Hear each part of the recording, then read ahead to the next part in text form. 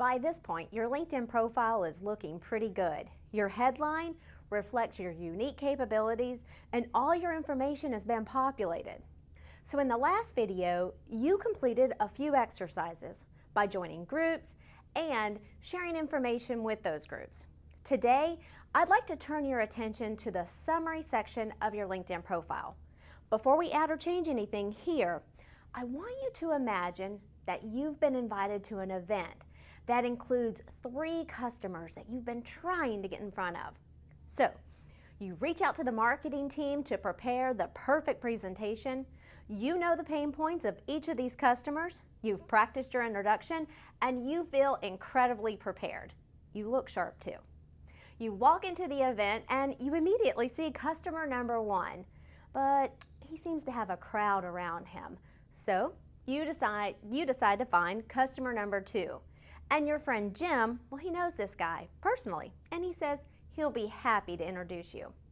Well, an hour goes by and you haven't had any luck getting face-to-face time with any of these customers. You really were not expecting such a crowd to be here. You look around for Jim, but it's obvious he's networking as well. Hour 2, still nothing.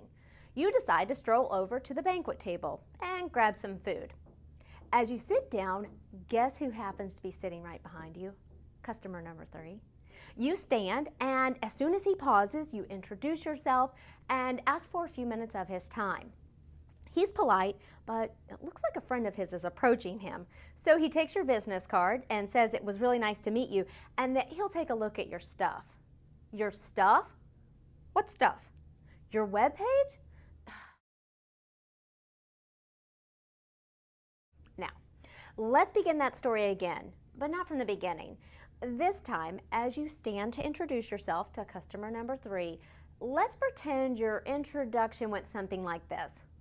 Mr. Edwards, I'm Donna, and I wanted to share my business card with you, which has my LinkedIn profile on it. On my profile, there's a short video on how my company assesses sales teams to identify their strengths, weaknesses, and development opportunities that are tied directly to your targeted business outcomes. Also, you can learn more about me and the company I work for by reading my profile. Okay, essentially what you've done now is you've made a connection, which has the possibility of leading to a conversation. In other words, you've set your listener up to say, tell me more.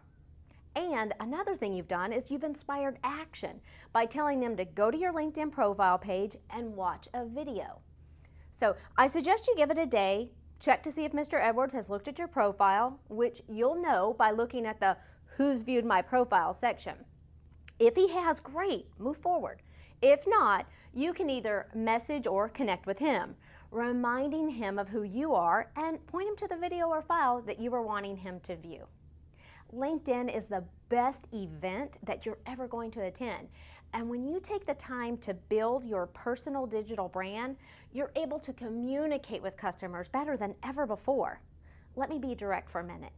If you're in sales, you absolutely must have your introduction or what some refer to as an elevator pitch down so that when you meet your customers, you can quickly share the value that you deliver.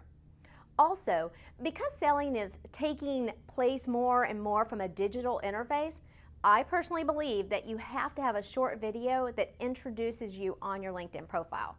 When people see your face and they learn how you do business, it just changes everything. So in the next section, I'm going to show you how to add media samples to the summary, education, and experience sections that are on your profile.